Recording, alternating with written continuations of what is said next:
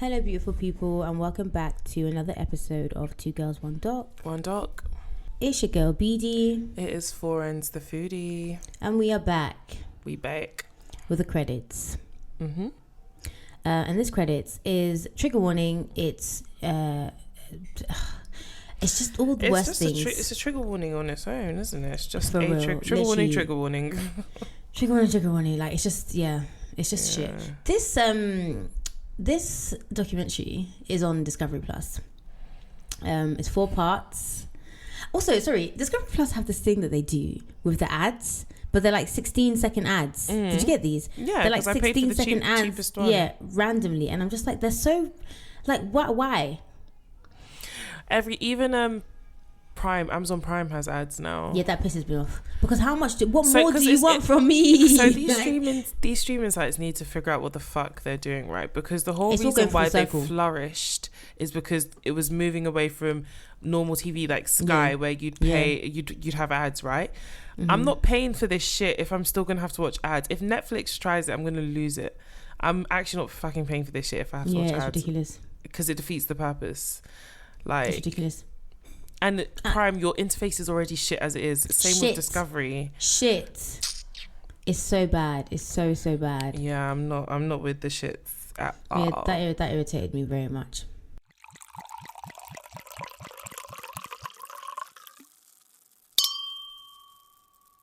This documentary, I didn't enjoy it.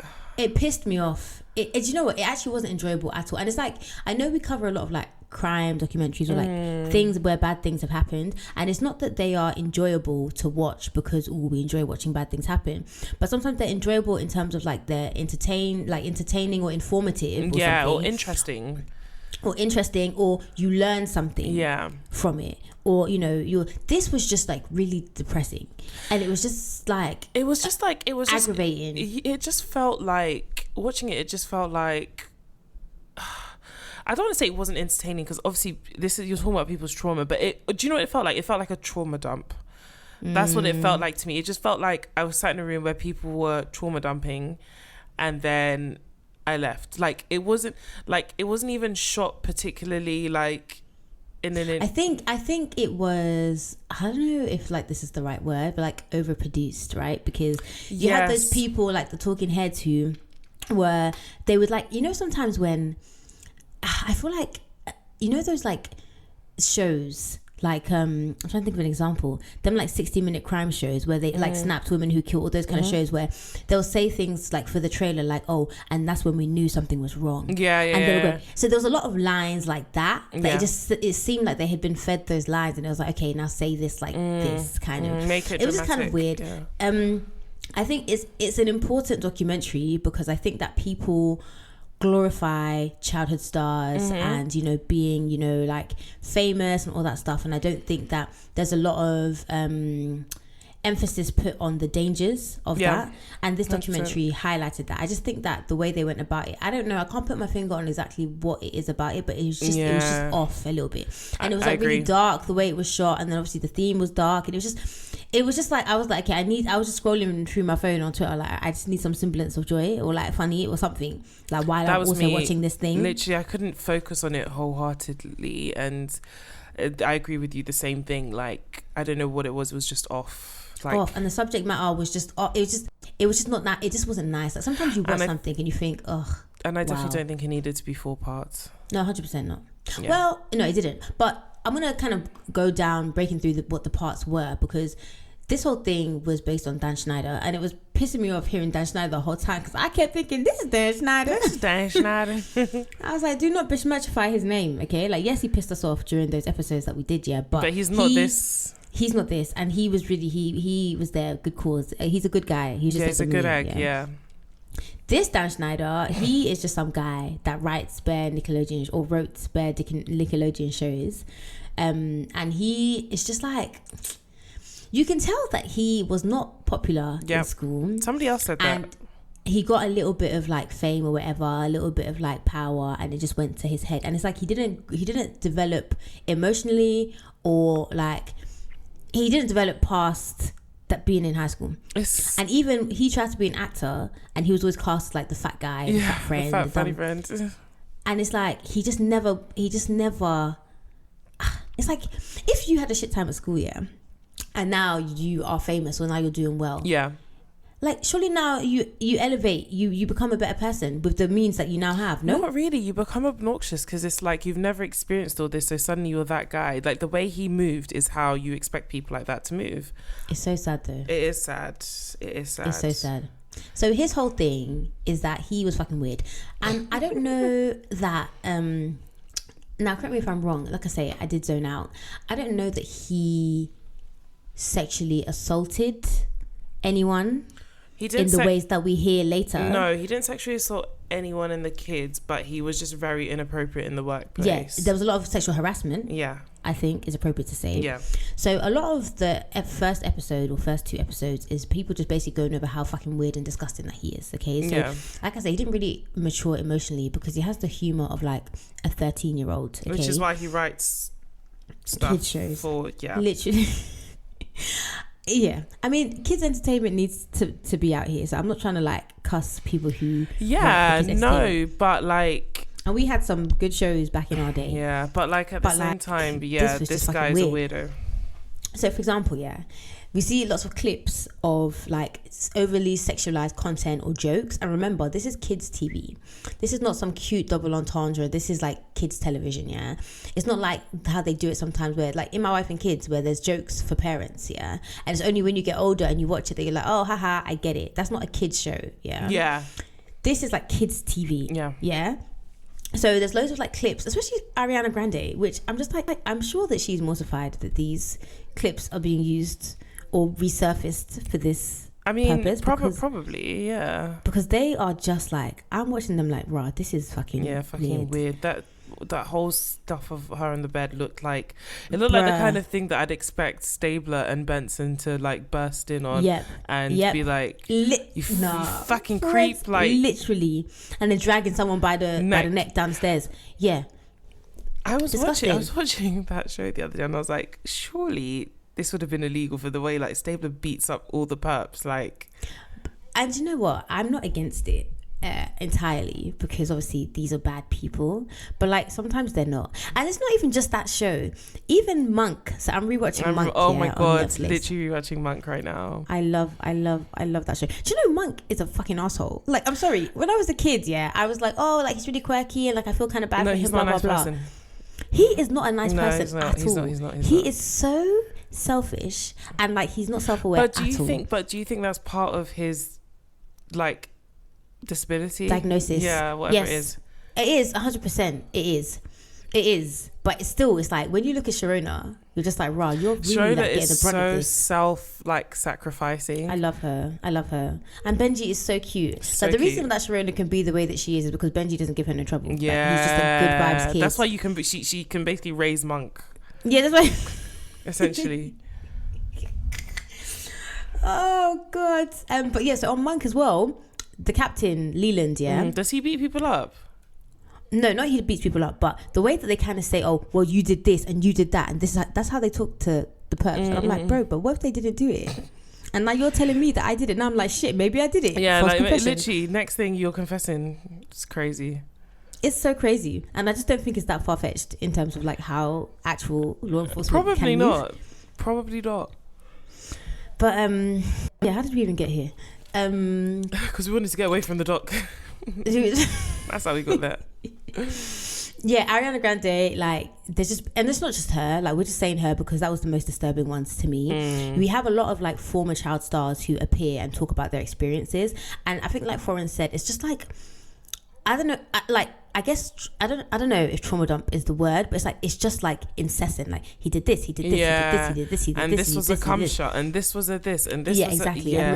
And there was a lot of them also realizing in hindsight. And I think part of the whole realizing in hindsight is that you feel like a fool. Yeah. Even though you shouldn't because you were a kid. You weren't supposed to understand that. But it's like you're violated at the time and then you're like re-violated when you're like, oh shit. Like, because even when they were showing the clips of like Zoe 101 and like the girl saying like, oh yeah, her role was like the seductress. What the fuck does a show about 12-year-olds need a seductress for? School. Literally, come on, you don't need that girl that like. And even when I think back to all of the like shows we used to watch, there was something like that in all of those shows. Like there was that girl that all the, and it's like, we don't, why do we, and all of this goo on people's faces, like, it's so strange. It's disgusting. It'll be so interesting to know how many pedophiles actually watch these kind of things to get like. And this is what, there's been this whole talk on Twitter recently about like not putting your kids on social media and how many bookmarks like photos of kids get and stuff like that. And I feel like it's just a pedophile's playground.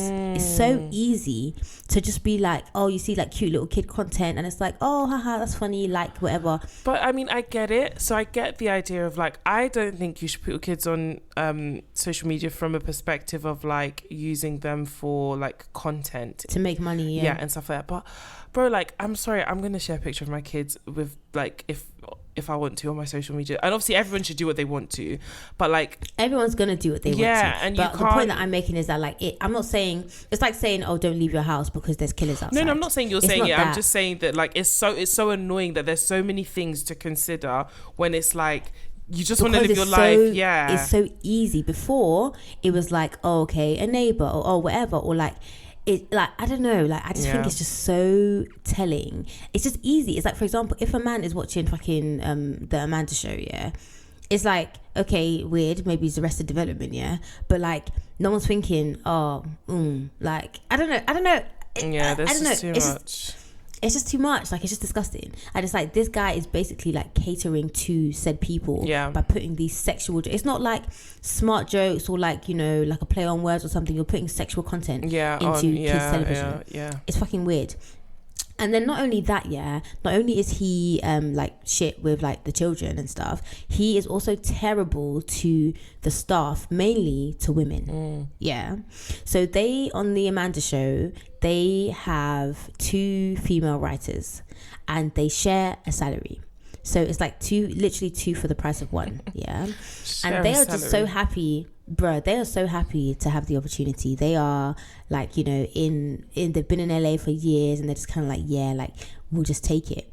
He would ask for massages from the women on set, like only women, and he would just like scream. He would make like jokes that weren't really jokes, and like if you didn't do what he said, then he would have like outbursts and just be fucking weird. And we just get like account after account after account of like the weird fucking things that he would do, and it's like they can't touch him because he's making all these hit shows on Nickelodeon, and everyone loves him, as in the execs. Everyone loves him. The execs love him. Exactly.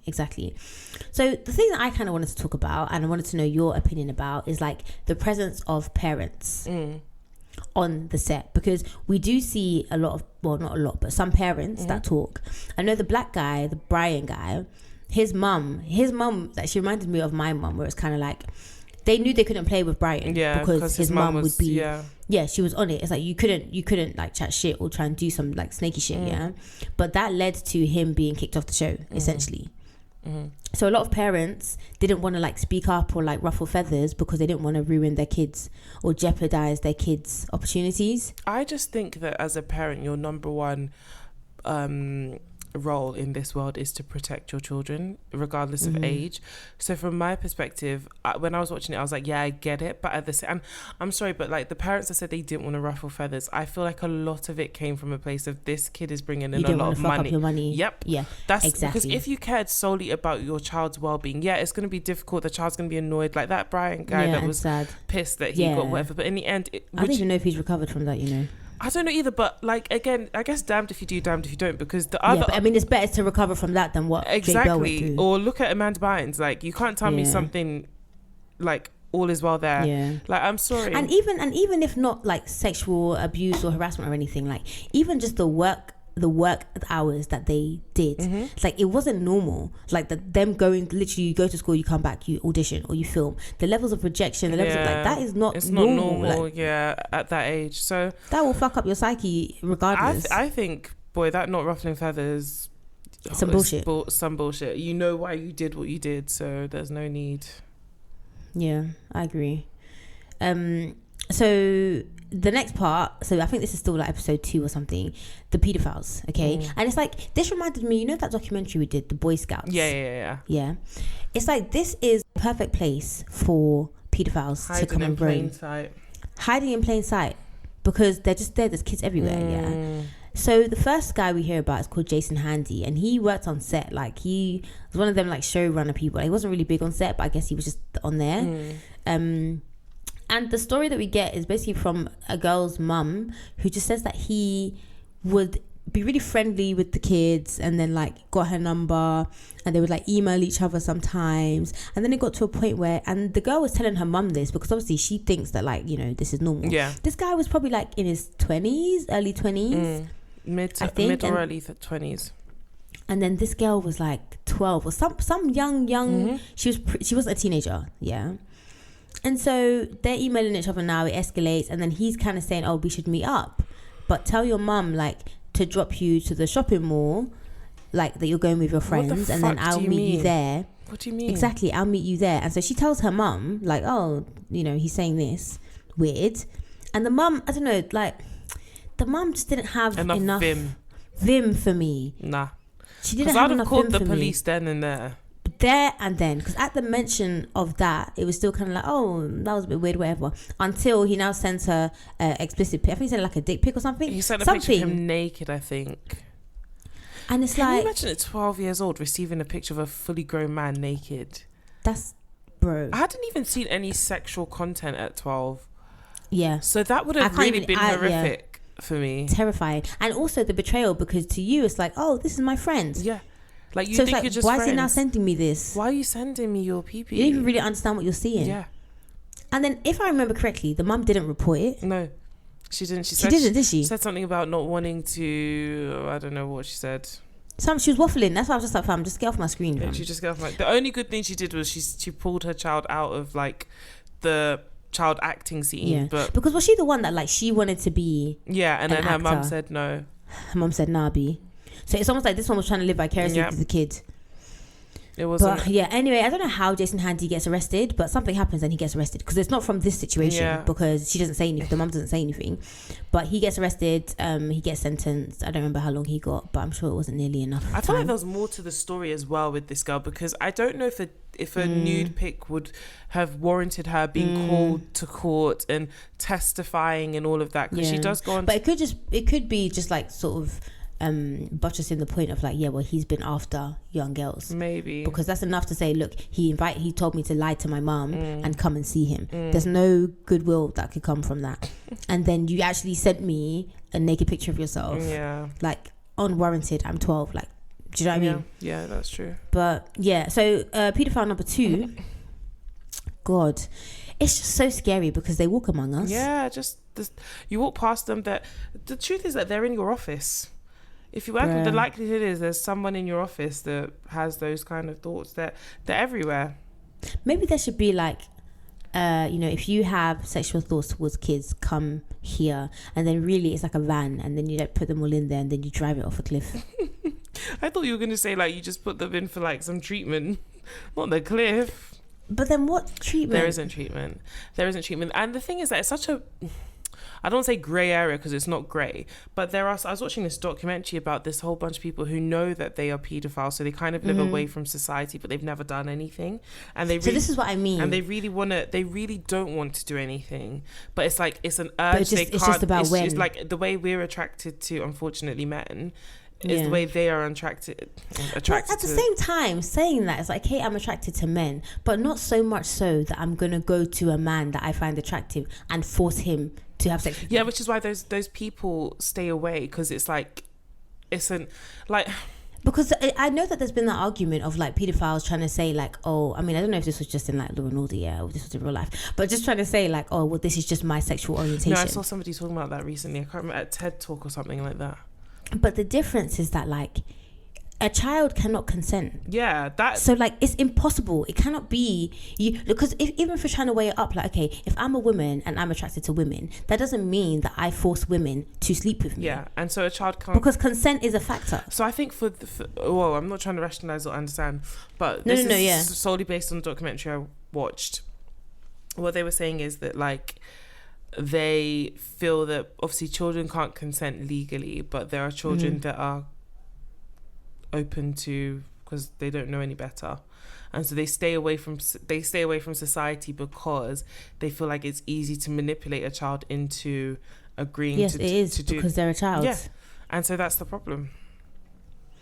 So I can understand them wanting to stay away from, and they should. Everywhere. What I don't understand is, and people like that, I feel sympathy for, because it's like you identify with the fact that you're afflicted. Yeah, you have an affliction. You have to then alienate yourself from society because of said affliction, and there's nothing you can do. Like if you try and live a normal life, it probably you can't. So then you just stay, and I feel bad for that, and I wish that there was a way to remove that. But the people to fix it. But I think depravity comes to play when it's like, you know that this thing is wrong. Like this guy was going on and on about how, he's looking for a girl to, trigger warning, rape, right?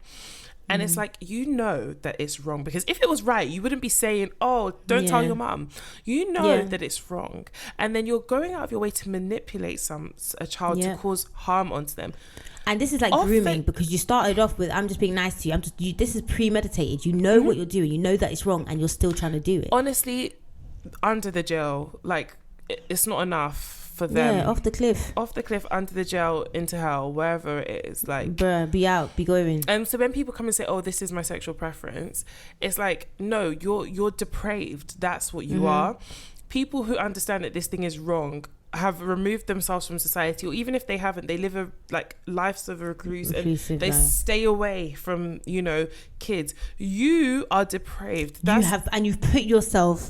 It's the same with the Scouts honor thing. You have put yourself in an environment. It's like you're saying like, I shouldn't eat sweets, but I want to eat sweets, and you go and stand in Haribo Land and say, I have all the sweets to choose from. Like, or Central you know London what you're with all doing. those sweet shops that with all the sweets. are for money laundering.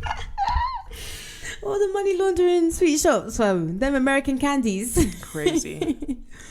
Yeah, it's scary, man. It's so scary, because Brian Peck, same thing, but he is higher up on the totem pole. So he was a dialogue coach. So he was in direct contact with a lot of these kids, right? He is a disgusting motherfucker. Very disgusting. This second half of the documentary, or at least the third episode, focuses on Drake Bell. So Drake and Josh, It's so funny because I watched these what are they called? These videos on YouTube where it's like someone with like these what are they called? When they just sit down and talk about things. Yeah. Cool. Deep dives. And so kind of. It's like they're like a commentary, social commentary, whatever. Yeah. So one that I watched like maybe a couple of months ago was about Drake Bell and how he was caught like texting like underage girls. Cool. So I was like, okay, cool, that's kind of weird. This documentary, he sits down and tells us about his experience with Brian Peck. Brian Peck sexually abused this guy to the point where he never tells us exactly what he did, and I'm kind of happy that he didn't. He just says whatever the worst thing you can think of is that. And this happens when he's like 14, 15, which is such a pivotal time. And it's like in a young person's life. I feel like as well, there's no kind of molestation, especially as a kid, that's better or worse than the other. Exactly. But I feel like, I don't know if worse is the right word, but I feel like it can be especially difficult for people who, like, say you're heterosexual, like a heterosexual man, and then you're abused by a man. A lot of them talk about how difficult it is for them because they aren't gay, so they're like, obviously pedophilia is very different from homosexuality, but it's the fact that like you're not, do you understand? I don't know if I'm making people, because people conflate the two. Yes. And they conflate like, I've quote unquote had sex with a man but I'm not gay, when in reality actually you were abused. You have been abused by a man, and that has nothing to do with your sexuality. It has nothing. It's not as if like the thing is that if it was a woman that had abused Drake, they probably would have. He wouldn't be in the documentary probably. Yeah. Because a lot. But that happens all the time. Yeah, it happens. You talk about these guys who lost sex, who lost their virginity, or who first had sex when they were like 13. My bro, you were raped. I can't lie to you. I cannot. Your babysitter raped you. Literally. But you don't talk. You were about, 13. You were 12. You were 11. Talk about stuff like that. They don't talk about stuff like that. So if it was a woman, this documentary he probably would have just been like, I'm the man. Like. Yeah. So yeah, I think stuff like this is just, it's messed up. It's so sad. It's so sad. And like, you can see like the hurt in his eyes. Like you can see it. It's like he wasn't protected. And going back to parents, Drake's dad was very, very, very involved. Yeah. Very involved. And then Brian was almost making it as if he was too involved. And so Drake's dad is like, and then Drake is getting really close to Brian, and Drake is kind of like, listen, dad, like I want to be successful, I want to whatever. And Brian's dad, Drake's dad is kind of like, cool, well, I want my kids to be happy, let me step back a little bit. But he knew. And I feel like he knew because men know men. Yeah, men know men. I feel like they know. They know themselves. And they know themselves. What's that thing you used to say? The snakes, they will know themselves. Literally, do you remember? Yeah. We leave snakes to slither. But yeah, like, so and then like I think his mum became more in charge, and she, I don't know what the fuck she was on. She was probably on collecting her checks. That's what she was on. Because one of the saddest things about this particular situation is that at this time Drake has a girlfriend, and Drake is at his girlfriend's house, and it's Drake's mum that clocks something is off. No, the girlfriend's mum. So yeah, Drake's girlfriend's mum that clocks that something is off, because one day he's at their house. Brian is calling this guy like incessantly. That's the only word I can use to describe, like incessantly, like calling, like he owes him money. Calling his phone, calling the house phone, because this was back in house phone days. So calling the house phone. And then the mum is kind of like, because he's meant to go to Disneyland with Brian, and Drake is kind of like, yeah, nah, I'm not, bro. Drake is like, nah, like I'm not doing that. And then Drake's girlfriend's mum is like, something is going on, because no grown man is calling a teenager like that. Like, and thankfully she rings like alarm bells, and that's why everything. But you know, so I mean, after this, obviously they report to police. There's a court case, blah blah blah. So there's this whole list of celebrities that wrote letters of support to him. When I first saw that, I thought that those letters, I don't know what I thought, but I didn't realize it was to do with the court case. I do think, though, do you not think that some of them maybe just didn't know? I do think that some of them maybe didn't know the extent, but I don't know, because you did have, like, afterwards there was on-screen text of certain people who were like recanting their statements and stuff when they found out like the depth of what it was. But it's like, why are you writing? I mean, I don't know. I guess it's if you were like to me, oh, can you write a statement about that? I'd be like, yeah, okay, cool. You'd write, because these people, that's what I'm saying. Like, but would you not be like, oh, but what they saying you did?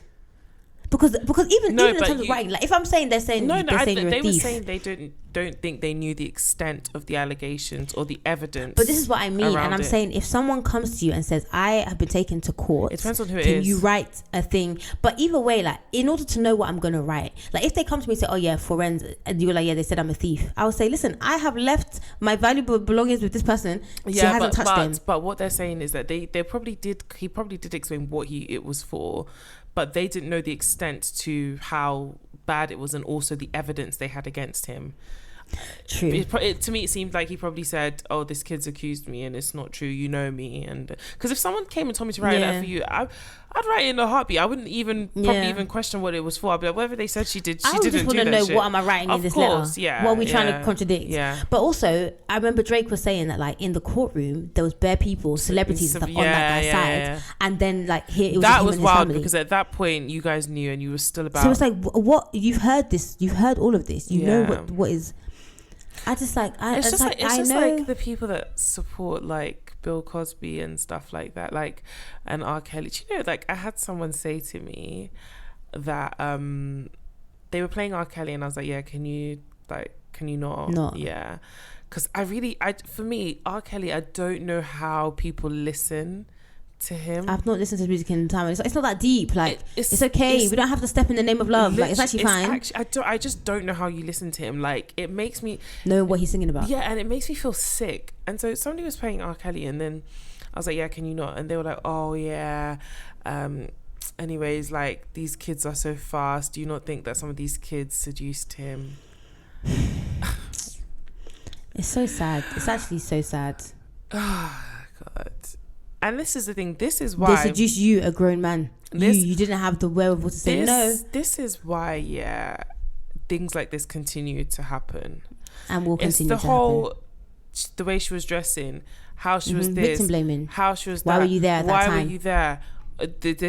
How can you say a fully grown man? Like, I remember when I was like, I think I was in primary school because it was almost like a fever dream to me, because I remember people saying like, oh, R. Kelly is a paedophile, like he peed on this girl, blah blah blah, he had sex with his goddaughter. And I think I was in primary school where there were pictures floating around. I have a very vivid memory of seeing those pictures, right? And then just nothing happened. So I thought to myself, surely this stuff, I imagined those pictures because if it was true, this man would be in prison. This is what you think. You think that 1 + 1 is jail. Because this was even pre, you know that song he did with If I Could, that song he did with Nelly and All the Things I Got. I wonder. Yeah. So I think this was pre that. He was making bangers after. And then all of this stuff came out. Like, was it around COVID, whenever it was that it came out, and then those pictures resurfaced, and I was like, no. So this, you're like, yes, so I didn't imagine it was real. So this was around, floating about. People saw this. But this is why they say in Hollywood there's so many open secrets. Like, nothing is really a secret. Like Diddy, it's just like, okay, suddenly everyone's coming out with a weird story about Diddy, but all of you just. But where were you? Why did it take this long? Right. It's so frustrating. It's like when people, even the guy who came out with the thing that whatever his name was, Rod or whatever the hell, his name is. It's like, okay, cool. I get you're coming out now, but is it because Cassie got money that now you're like, oh, I'm coming out? Because all this time this was happening. Yeah, it's and weird. Then what? It's weird. Like that. There's just something so insidious about Hollywood. Yeah. And so like weird. And I just think, is it that you have to be a certain kind of person to be attracted to that life, or is it that you get there and then become a certain kind of person? You become that person because you need to maintain. It's like all these stories coming out about J-Lo, whilst they're not sexually whatever, like, but just how horrible of a person she is. And one woman today was talking about how she's a PA to a lot of celebs, and she was a PA to some woman. She didn't say who it was. She called her Sue, and was talking about how one day Sue was on the phone to J-Lo. And J-Lo was like, oh, so Sue pays this PA $90,000 a year. And obviously, like, you sell your soul, like, you're on call. You don't have a life. You don't have a life. So obviously that probably isn't even enough for what at all. And then Sue was on the phone to J-Lo, and J-Lo was like, oh, you pay her that much? You're kidding yourself. I don't pay those people more than 55 max. They're not worth more than 55.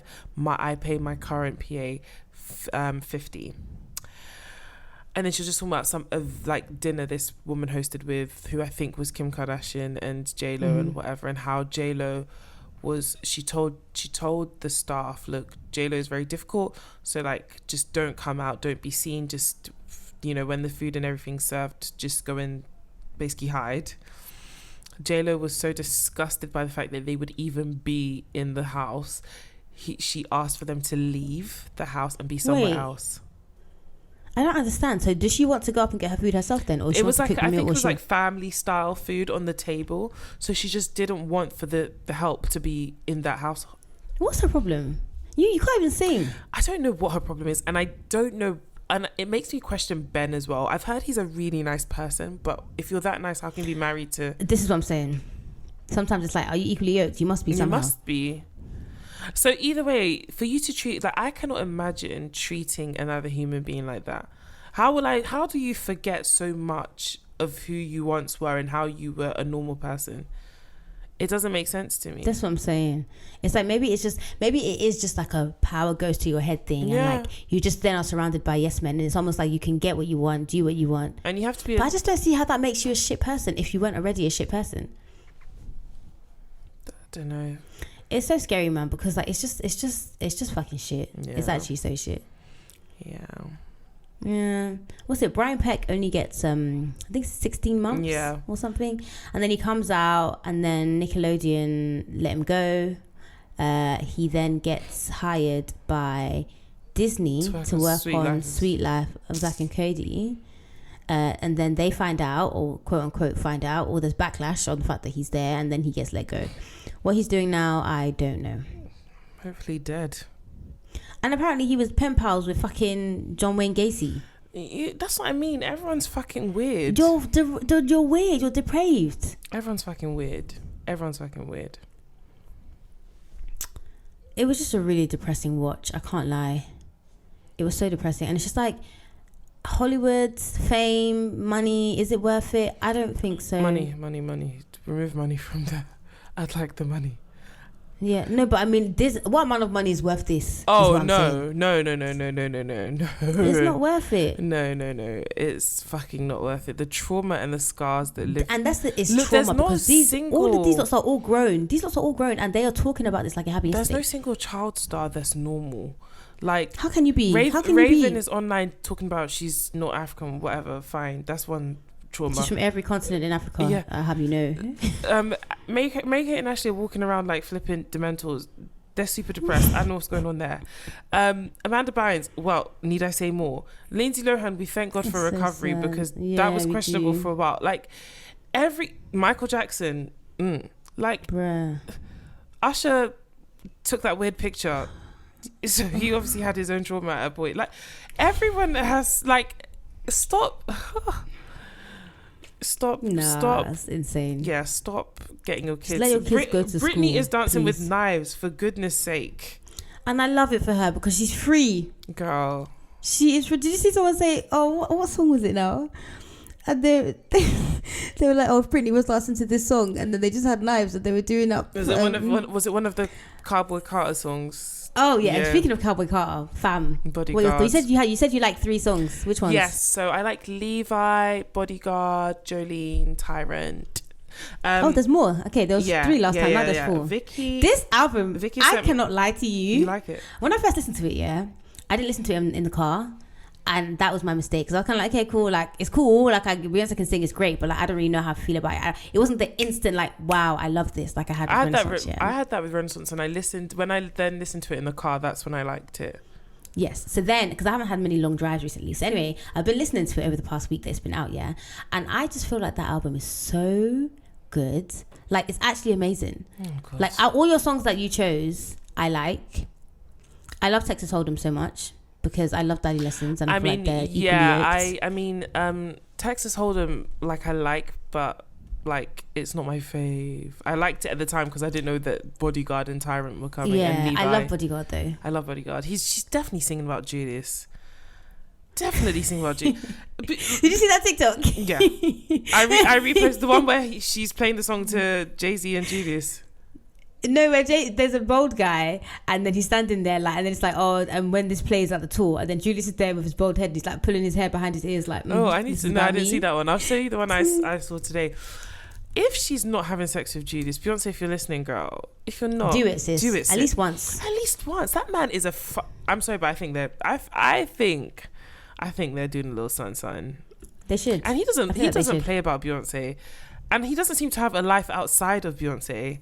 So who, Julius? Yeah. But it's like what you're saying about the PA just now, right? Like that's their life. I guess, but either way, just tap that ass one time. That Texas Hold'em into Bodyguard, yeah.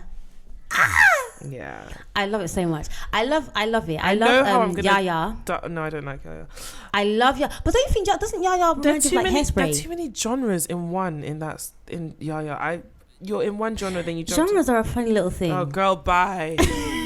Please, bye. Be so for real. No, I love it. But okay, forget as an album. You don't like Yaya on its own. I mean, I put it as I liked it. I moved it to my liked songs, but oh, you did? Okay, cool. I listened to it once and I moved it to my liked songs, but I haven't listened again. I love it. I can see it in my head. Like I can see how I'm going to dance to Bodyguard. I can see the video in my head. Like I can see it to Bodyguard. I know exactly how I'm going to be in my Daisy Dukes. Show me. No, not right now. Gosh, what am I going to say for the actual concert? Are we even getting tickets at this rate? No. Are we getting tickets? See those tickets? I'm getting them if it's for the aesthetics alone. I know exactly what I'm going to wear. That's crazy. I have the cowboy hat. I keep seeing white ladies, middle-aged white ladies talking about the album, how good it is. And I'm like, oh my God, the competition is growing. Oh. The competition is growing with every stream. What did Davide say? Ain't no competition. Listen, we'll be there. By God's grace. I love Tyrant. And I'm going to be in the fucking honey circle, whatever they fucking call that shit. What, Club Rennie? No, the one where you're on the ground dancing. Is that Club Rennie? Oh, on the ground. What, at the concert? Or is this a common thing? No, at the concert. Yeah, Club Rennie. Okay, yeah. Well, it's not gonna be club. In the circle. It's gonna be Club Cowboy now, or No, I need to sit. I'm so sorry. I'm not of age. Yeehaw, like whatever. No, because can you imagine the energy down there in your cowboy boots and your Daisy Dukes and your little scarf around your neck? A hat. But I'm not buying cowboy boots because I'll never wear them again. So maybe I'll get a cheeky hat. No, I'm definitely getting a hat. I'm definitely doing the Daisy Dukes. I'm gonna do my double denim. I'm gonna wear exactly what I wore to Renaissance. It's like I was ahead of my time, fam. I'm gonna wear exactly what I wore to Renaissance. It makes sense. I'm gonna do the Daisy Dukes, the like denim corset, and then I'll do the little neck thing. But not if it's in Tottenham, because if it's in Tottenham, they'll think I'm repping one gang and fucking shoot me. Gang. I ain't got no gang, but I got shooters and I bang bang. I definitely don't like Spaghetti. I hate when she raps. That's not your ministry, sis. Like, do you know what? Girl, be safe for real. You don't like it. No. I would say that I enjoy the song. I don't know that her rapping is my fave, but I enjoy the song. I don't skip it. I skip it. Yeah, I don't skip it. How do you feel about Riverdance? Oh yes, I do. Bounce on the shit, dance. Yeah. So Oh, sorry, I forgot to add Riverdance. Vicky was like, "Oh, she don't like Riverdance," and I was like, "I'm sorry, like, God. I don't understand. Like, are we friends? I don't get it. She was like, "Oh, I don't like the bounce on that shit dance." It's like literally no hands. I don't get it. Like no hands. Have you seen Santana? Like they dub the beat over. Oh, that when he's wearing the muumuu. Yeah. No, not that one. He's dancing, performing something, and they dub the track over it, and it's a perfect. And it goes perfectly. I'm gonna send it to you. But this is why I love music, and this is why I love dance. And so because like, if you were in time, Santana. anything is anything. Yeah. They need to do it to that Azealia Banks thing. I haven't seen someone dub that video in a long time. Which video? When she's dancing with the knives. You mean Britney? No. Oh yeah, I remember. No, I remember. No, hers wasn't. Hers was not a knife. That was. What was it? A machete. Yes, a machete. A cutlass. In fact, that's what she was dancing with. That girl is 7 different types of crazy. But she's so articulate in every single type. Yeah, I'll give her that. She gives. That's what I'm saying. It's like, okay, cool. Maybe I don't agree with what she's saying, but like the way she's very eloquent with how she chats. Yeah, but you would have time to do that because you're unemployed. Like, of course that's her job. How do you know that's not her job? Of course, you're going to read the dictionary and learn all the words and how to put them together. Like, do something. Running through the river. Okay, what else do I like?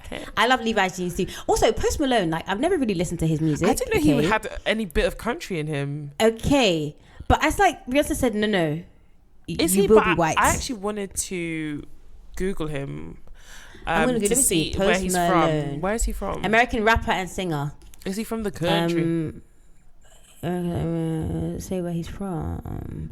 Born Syracuse, New York. Oh. No. Why would she put him on the album? I don't know. Maybe she owes him a favor. But I mean, with Miley Cyrus. I mean, he did it well. Yeah, he did. He did well. Yeah, he definitely took all the notes. I like Two Most Wanted with Miley Cyrus. I think Miley Cyrus washed her on that song. I'm not saying that she didn't do a good job. Obviously, she's Beyonce. Yeah, but it's Miley Cyrus. But I just feel like Miley Cyrus was just so. I was like, girl. But she's always been a crazy vocalist, and then it's better now that she's gone back to being white. To her roots, yeah. It makes sense. But the voices meshed really, really well together. I loved it. I'm really enjoying this album. I'm listening to it bare. Two Hands to Heaven, Ovs. I love that these songs are longer. I love me a 5-minute track. But I wish that she had done this album before Renaissance. I feel like this goes better into Renaissance than Renaissance feeding into this. But I think this does feed into Renaissance. But she just put Renaissance out first because apparently she was saying something like, I don't know who they is. That the world was kind of shit. Yeah. So we needed to dance. Imagine she came out. Done a free concert because the world was shit and then you depleted our bank accounts further. Speaking of which, sis, I can't lie to you, yeah. I do not have the funds for you right now. I can't have the funds for you to go on tour right now, and I don't have the mental capacity to be fighting for tickets and hoping. No, but do you think it'll be this summer? I thought it'd be more next. Oh no. Yeah, but it is Usher not next year. He asked for the money now. He came like a tax collector, a thief in the night. How do I wake up from holiday and Usher like $2,000? Sorry, what's going on? £200. Like it might as well be $2,000. It's inflation. What? I'm just like, will I even be the same person then that I am now? I for sure won't be. Yes. But for real, I'm just Usher. Like, I'm so sorry. If he pulls me on stage, oh my God. A married woman, you're a mom, and so the fuck what? And so the fuck, I still have loins. If he pulls me on stage, he said loins. I'm already missing flavor for my husband. That is more than enough sacrifice in for 10 years. Yeah, girl. You better go. You better go on that stage. I hope you're practicing. I hope you have your mesh dress ready. And I know the song that I want him to call me to, and then I want what song? Stone Cold Freak. And then after that, I want my husband to be online complaining about, do I think I should be dressing like this when I'm a married woman? And then I want us to have a song. Woman. You a wife though. And I want us to have a song where he's saying, I heard that your husband's looking for me. Okay, well, you've got this all planned out, so I hope everything goes as planned. Do you know what? Two things my husband said when I told him I was going to Usher. So when I first said to him, oh yeah, I'm going to Usher concert, I was like, oh, doesn't that guy have herpes? And I was like, yeah, but what's that got literally, to do like, does herpes fly around through the, like, Is it via the mic? Like, I don't understand. Then the second thing is, I told him, I was like, look, if that guy calls me on stage, I'm gone. He kept. I hope you know I'm going to make your peace with that now. You have a year. He kept quiet for a very, very long time. Then he said, I hope if Meg Thee Stallion calls me on stage, you'll be okay with it. Then we both drove in silence. Were you silent or silent? Or were you silent? You absolutely won't be. Oh my God, that was funny. But yeah, Usher, I'm so ready for you in Amsterdam as well. Oh my God, vibes are going to be unmatched. You'll have a great time. I love that for you. I'm excited. You know, honestly, the piece of, like, because when we tried to get Usher tickets, I didn't get any. And then, like, everyone got tickets. And I said, you know what? I am at peace because I feel like I'm going to be there, yeah? I remember going to get my nails done for my birthday. And the nail lady was like, I say lady, she's at my age, yeah?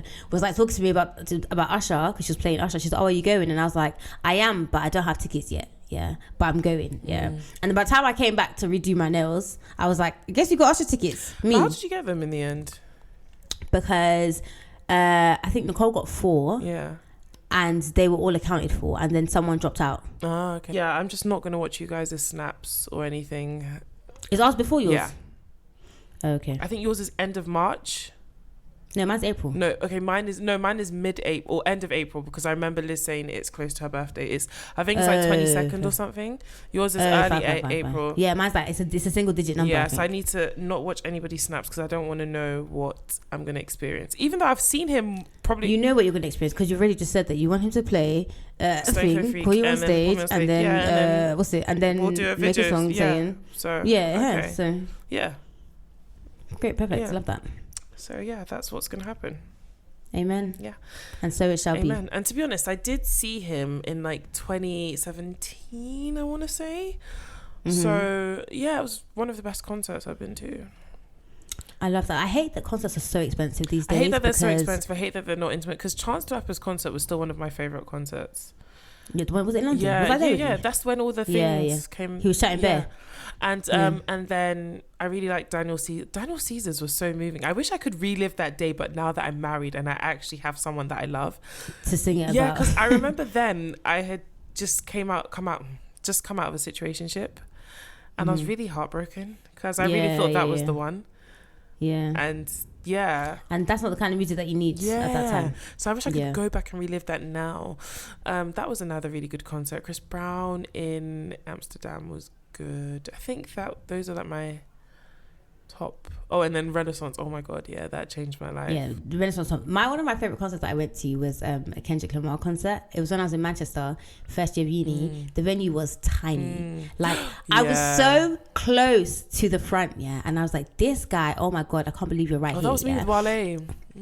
It was so great. And then another really good one I went to, again, it was in Manchester. It was D'Angelo. Oh, I remember you. Again, it was like a couple of days before my birthday. He was right there, and it's like I was like, I cannot believe that you are singing and it sounds like this, and I'm here, like I'm right here, and I'm looking at you, and I was just like in awe. But that's what I'm saying. Concerts are just so amazing. It's like the fact that 1, they're charging you a mortgage for them, and 2, you have to pay right now.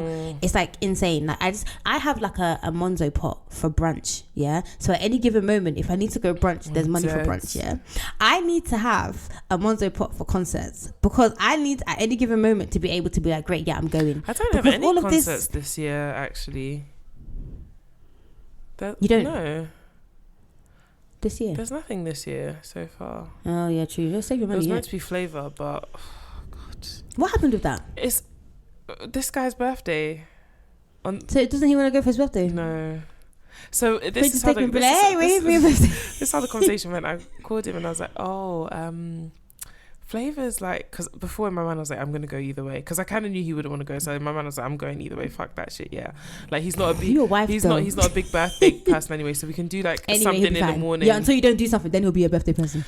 So then I called him and I was like, oh yeah, then I was like, okay, you know what, it's best to invite him, that way then it's like, okay, that's... He declined, yeah. So I called him and I was like, oh yeah, Flavor is on your birthday, do you want to go?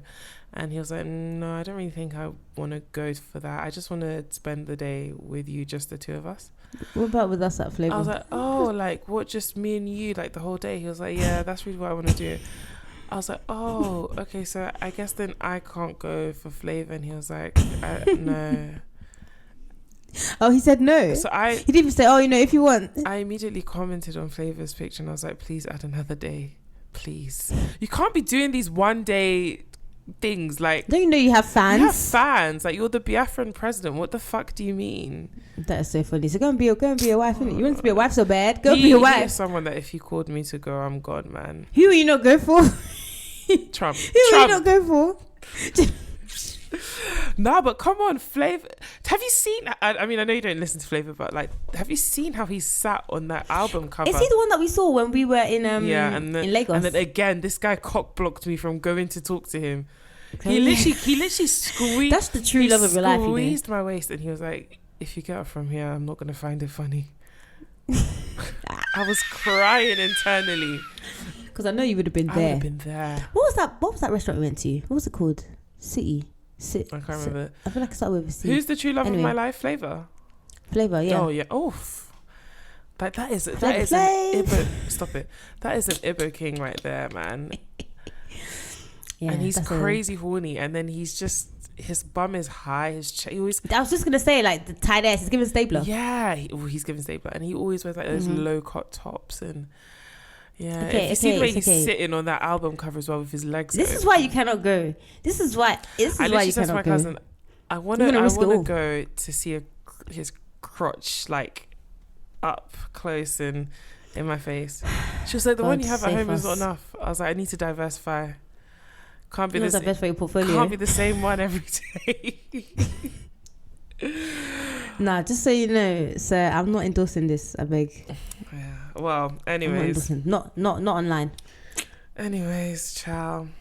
What are we doing next? So next, I'm gonna just continue to speak about how much I appreciated Cowboy Carter, because yes, we've spoken about tracks, yeah, but I just want to say that, like, the vocals. And one thing I was talking about Beyonce, yeah, that woman can arrange some vocals. I'm so sorry, yeah. Everything is where it's supposed to be. I wish like I should jump off and then you should have this thing like what you did with Renaissance. Maybe I should do that. Wow, so you're just gonna leave me again? I'm not there yet. You need to wait. If you want me to get there, then fine. Because then we have to redo another one with Renaissance. You need to give me a week. Maybe by next week I'll be there. Okay. I mean, she's an amazing vocalist, and you know I like her now, and I love her music. Can I say something? Yeah. So you know, Sir, have you listened to Sir's album? I thought you meant Sir, son. I was like, what that little nigga sing to? Oh shit! Oh no, I don't know them kids. Sir's new album. No, I haven't. Oh, I should. I really like it. There's a song with Anderson .Paak I really like. Anyway, so there's a song on there. I don't remember which one it is, yeah, but it's like, it's giving like a cappella vocal vibes, yeah. And it's like, I like it, but I'm just like, if Beyonce had this song, this would be so much deeper. There'd be so many layers. It would be like full and rich. It's just a bit flat. Do you know what I mean? But Beyonce comes with the vocals and the thing and the runs and the remarkable work. I'm loving it. But anyway, we'll talk in a week then. I'll give you a week to digest it. Because do you know what it is? Every time I try to listen to everything in its entirety the way I know I should, it's because it's long. I just get stuck on Bodyguard and I never move forward. It's gonna be my. I have done that where it's like I put it on repeat. I put Bodyguard on repeat for a bit. Yeah, it's gonna be my. I'm like, okay, cool. Probably my most listened to song by the end of this year. But something has to happen. So like, I had Bodyguard on repeat for a while, and then like I have to like I've gotten out the car now to do something, or I've like paused it to do something, and then I'm like, all right, cool. I will start from Dolly P. But otherwise, you know. I don't like try and get past. She's looking at you. Someone better hold me back.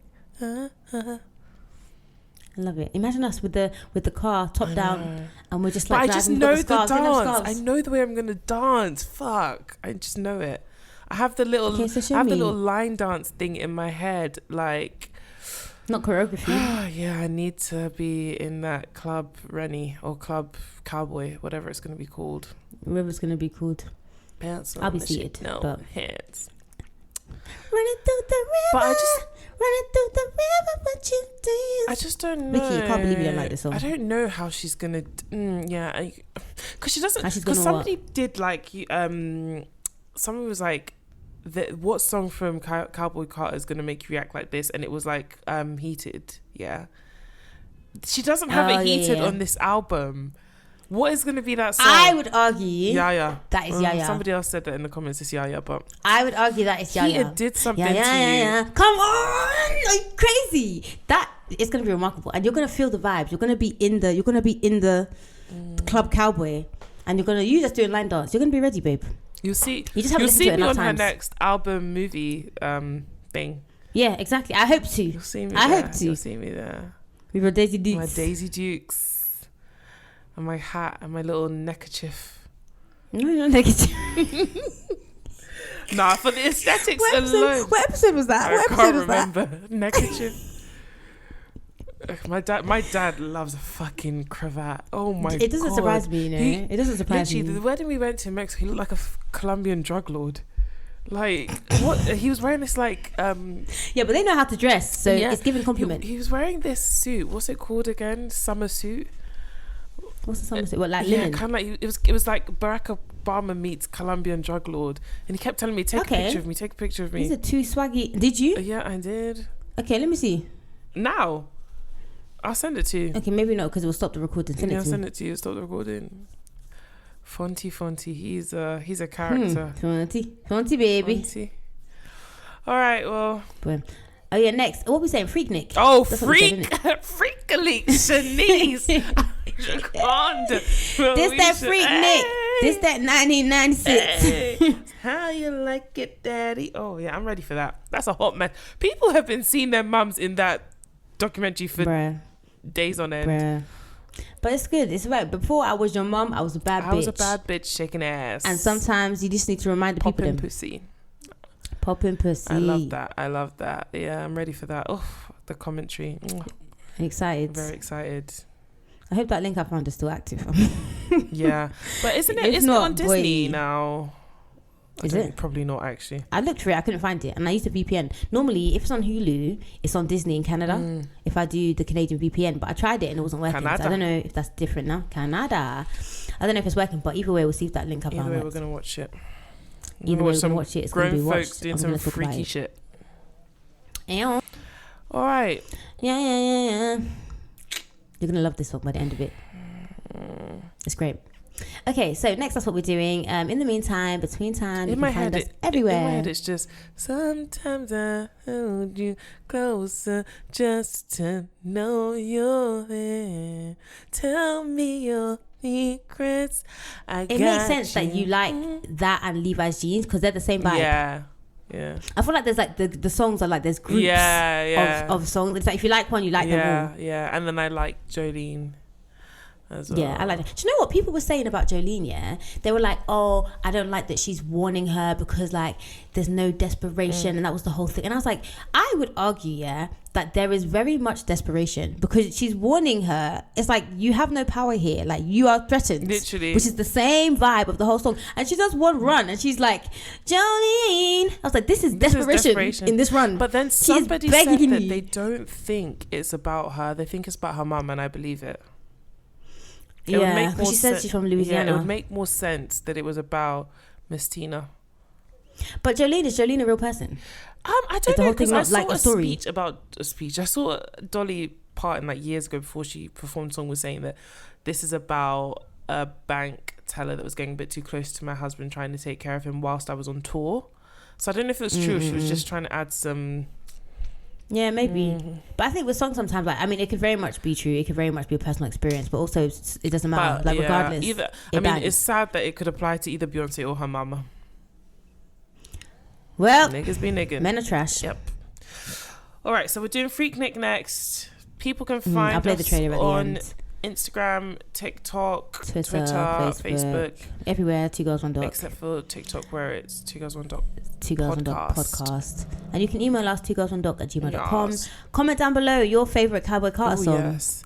And we will perform it for you live next week. And I'm taking.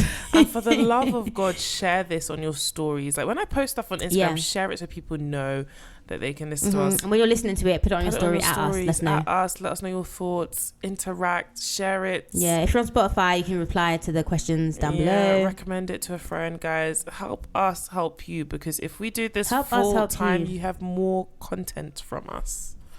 And also, we are mentally okay. So help us support our mental health journey. I don't know about you, I'm hanging on by a thread.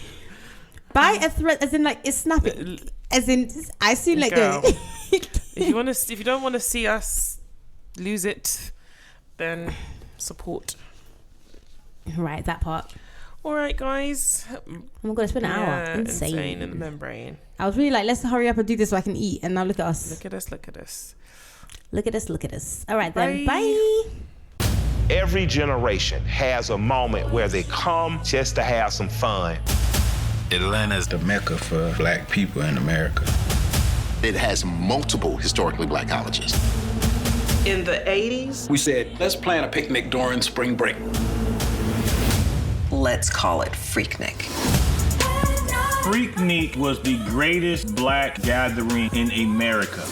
It was like an entry point into the black cultural experience. To be able to be in the middle of the street, dancing, laughing, playing your music, it's a moment.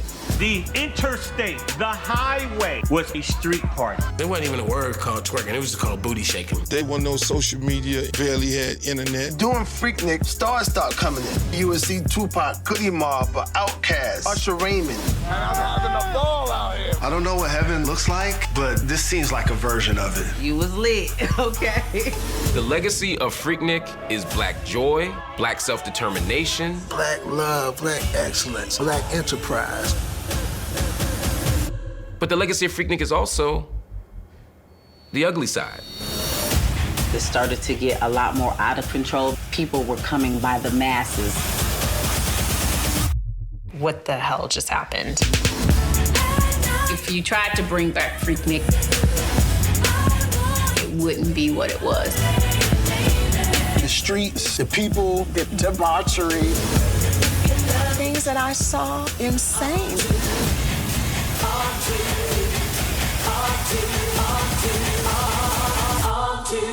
We had no inclination to the depth that we were creating. Them kids ain't know nothing about Freaknik. Trust me, your mom and daddy got down.